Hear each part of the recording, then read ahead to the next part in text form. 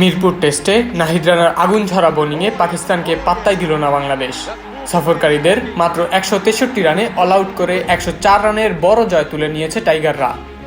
পঞ্চম দিনে 268 রানের জবাবে ব্যাট করতে নেমে ইনিংসের প্রথম ওভারেই পাকিস্তানি ওপেনার ইমামুল হককে সাজঘরে ফেরান তাসকিন আহমেদ। তার করা বলে কট বিহাইন্ড হন ইমাম। আউট হওয়ার আগে করেন 5 বলে 2 রান। আরেক ওপেনার আজান আওয়াইস করেন 33 বলে 15 রান।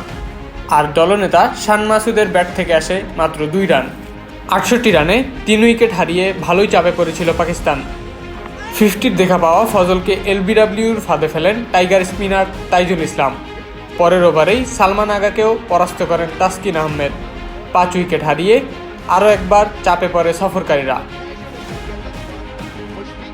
ষষ্ঠ উইকেটে দলকে শঙ্কামুক্ত করার চেষ্টা চালান উইকেট রক্ষক ব্যাটার মোহাম্মদ রিজওয়ান ও সৌদ শাকিল, কিন্তু তাদের ক্রিজে থিতু হতে দেননি টাইগার পেসার নাহিদ রানা।